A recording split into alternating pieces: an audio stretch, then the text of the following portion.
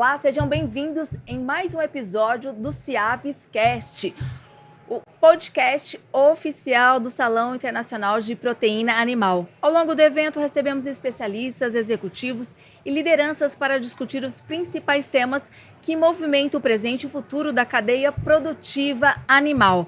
E hoje vamos falar de um mercado que cresce ano após ano e abre oportunidades para empresas brasileiras no mundo todo, o mercado halal. Para isso, recebemos o Walid Youssef, diretor executivo do Sidial Halal. Muito boa tarde, sejam bem-vindos. Agradeço pela oportunidade, muito boa tarde a todos aí que estão nos escutando. É um prazer fazer parte aqui da Ciavis Talk e compartilhar um pouquinho da nossa experiência sobre esse mercado. Para começar, muita gente já ouviu falar em halal, mas nem todo mundo sabe exatamente o termo, né, o que significa o conceito halal e por que ele está tão importante para o mercado global de alimentos. Bom, vamos lá.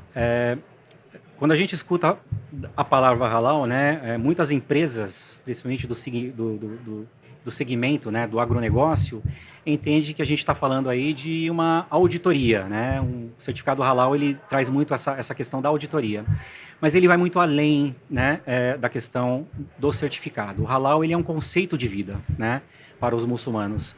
E entre a questão da proteína animal, dos alimentos, você também tem outros aspectos, que é o vestimento, a conduta, o modo de falar com as pessoas, o modo de tratar os funcionários, a família. Então, o halal é tudo aquilo que é lícito, tudo aquilo que é permitido na jurisprudência islâmica, né? E aí, quando a gente fala de certificação halal, hoje, como carro-chefe aqui do Brasil, nós temos a proteína animal, e o conceito halal, ele não é mais um valor agregado só. Ele passou a ser um requisito aos consumidores muçulmanos. E aí é uma combinação, né, de procedimentos entre sistema de gestão, a parte documental, a questão dos treinamentos da equipe, todo o ecossistema dentro de uma empresa e a conformidade e a manutenção desse sistema que gera, né, o halal dentro de uma empresa. Em relação ao abate? O abate, ele é muito específico porque ele é um ritual religioso, né? Você tem todo o procedimento ali para mercados onde o abate deve ser manual, outros mecânicos. Você tem que ter a tasmia, né, que é falar em nome de Deus antes do abate, entre outros requisitos, que envolve ali uma certa questão de monitoramento, rastreabilidade e compliance, né, com as normas halal. O mercado halal movimenta bilhões de dólares todos os anos. O que explica esse crescimento e quais regiões do mundo concentram as maiores oportunidades para a proteína animal brasileira? Bom, vamos lá. Temos alguns fatores aqui que explicam um pouquinho, né, desse crescimento. Acredito que o primeiro fator é o crescimento natural da população muçulmana em vários, né, países do mundo. Então, é uma religião que vem cada vez mais crescendo e quanto mais muçulmanos, mais consumidores halal você tem na plataforma. Um outro ponto é justamente também a economia, né? Então, o mercado halal vem crescendo muito e vem se expandindo em regiões específicas como o Oriente Médio, o Sudeste da Ásia, né? Temos também regiões da África, né? Então, são esses key areas, né? Esses países-chave, né, que realmente vêm fazendo a diferença, principalmente na questão da exportação brasileira halal. E quais são os principais requisitos que uma empresa precisa atender para acessar esse mercado? Bom, eu acredito que hoje é entender, a princípio, a importância do halal, né? Quanto mais informações a gente tem sobre o halal, quanto mais informações a empresa consegue colocar, né, perante a sua infraestrutura, os seus procedimentos internos, melhor a gente consegue atender esse mercado. Eu acredito que hoje um dos principais fatores, né, que faz o Brasil destacar é a questão da adaptação, né? O Brasil, ele atende vários mercados e um deles é o halal, né? E isso faz a diferença aqui. Essa questão da adaptação, do profissionalismo, da tecnologia, da experiência do agrobusiness, né, que temos, e principalmente o envolvimento de key players, né, tanto o setor público como o setor privado também. E por que a certificação e rastreabilidade são fatores importantes nesse processo? Hoje estamos falando de uma outra geração de consumidores, né? Então, o consumidor ele ficou muito mais smart, né? Muito mais inteligente. Tanto é que em aplicativos você já tem o tanto de calorias, o peso, né, do alimento que você está solicitando ali.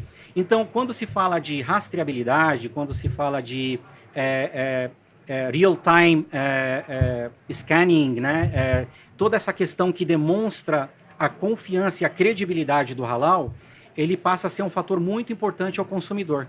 Todos eles querem saber da onde saiu, onde foi feito, se realmente cada é vez halal. mais exigente, né? Exatamente, a exigência vem subindo cada vez mais quando se fala de alimentos. O Brasil é um dos maiores exportadores de proteína animal do mundo. Na sua visão, quais são os diferenciais que tornam o país mais competitivo também no mercado halal? Eu acho que a escala de produção, né? Acho que ninguém consegue produzir como o Brasil. Esse é um fator chave que temos aqui. Volto a mencionar aqui também o envolvimento do setor público e privado, né? Então, associações como a BPA, e também em parceria com o MAPA e outros setores do segmento, essa força que a gente traz junto às certificadoras halal faz todo o diferencial. Temos também o relacionamento do Brasil com países islâmicos, né? Isso não vem de pouco tempo, a gente está falando de 4, 5 décadas. A primeira exportação halal aconteceu em 1975, né? Então, a gente está falando de várias empresas juntando forças para criar ou produzir um container halal, né? E exportar para o seu primeiro destino, que foi naquela época o Kuwait.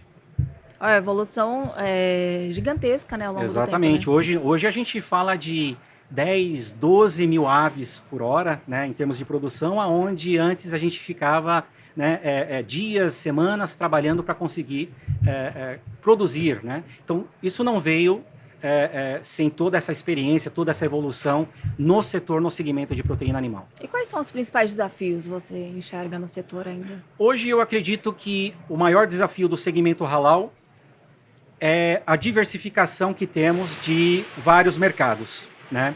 Eu acho que é muito importante essa nova frente, essa nova tendência que temos no halal, que é exatamente a harmonização, a padronização das normas halal. Então, hoje, quando eu falo do mercado da Arábia Saudita, quando eu falo do mercado da Indonésia, quando eu falo do mercado da Malásia ou países do Golfo, existem interpretações e algumas diferenças, né, quando a gente fala de normas. E isso vem cada vez mais diminuindo. Eu acredito que isso ainda é um desafio. A parte de tecnologia, de rastreabilidade, cada vez mais tem essa demanda de você ter algo que é real time, né? O consumidor quer entender from farm to the table, né? Então, farm to fork, desde a fazenda até a mesa do consumidor, o que houve dentro dessa cadeia, né? Então, isso também é um desafio que a gente está usando muito a tecnologia, né? O sistema de rastreabilidade para resolver. E eu acredito que o Brasil é capaz, né? A gente está muito à frente de outros mercados e é capaz de ser pioneira, né, nesse segmento. Para quem acompanha o CIAVES e atua na cadeia de proteína animal, quais tendências relacionadas ao mercado halal merecem atenção nos próximos anos?